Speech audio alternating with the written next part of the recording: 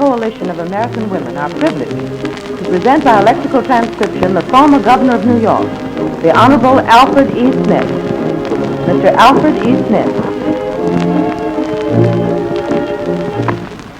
Throughout the length and breadth of the land today, there are millions of Republicans, as well as Democrats, who supported the present administration in the campaign in 1932, not to speak of independent voters without party affiliation of any kind.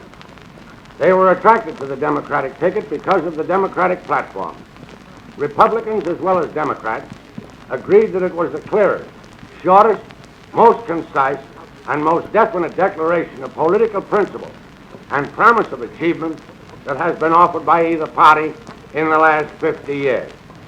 It looked like a star of hope in the summer of 1932 when the country was in the depths of despair.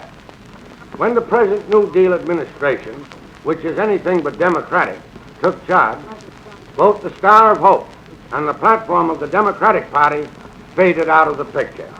In my experience, I have known platforms to be vague, and it is easy to understand how that can happen when you have to reconcile a divergency of views. You have to compromise, and the final product is not as clear as it might be.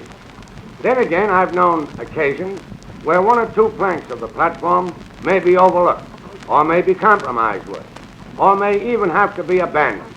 But never, so far back as I'm able to remember, did anyone ever see so complete a repudiation of a platform in letter, in spirit, in principle, and in detail.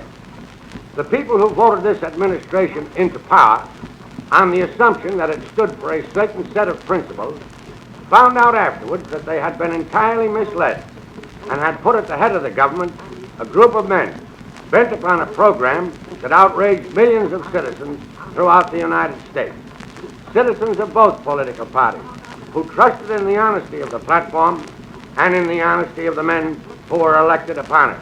And in place of the platform, the New Deal administration encouraged and extended government competition with many lines of private business and instituted governmental control and regulation of business by setting up bureaucratic commissions, which in many instances are not only unconstitutional, but distinctly socialistic.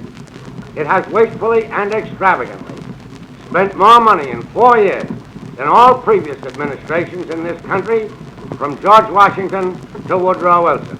It has increased taxes, direct and indirect, putting a heavy levy upon the working class of our people. It has defied the economic as well as the divine law by a program of planned scarcity. By killing animals and plowing undercrops, it has thrown out of work millions of men who were forced onto the government relief rolls. It has wiped out entirely the merit system by adding to the government countless thousands of men without proven qualification for office.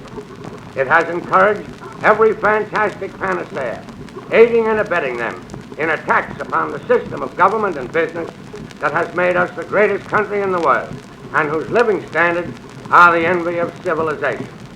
It is made up largely of impractical theorists, college professors, and young men who are bitterly opposed to our constitutional system of government and are devoted to the creation of a new order and who have nothing to lose by wrecking our system of government. It has done what it possibly could to raise class against class, the poor against the rich. It has stirred up active antagonism of all our people who know and realize that the Constitution is our bulwark against oppression, the sanctuary of our hopes and ambitions, and the tabernacle of our liberty. You've been listening to a message from former Governor Alfred E. Smith, brought to you by the Independent Coalition of American Women.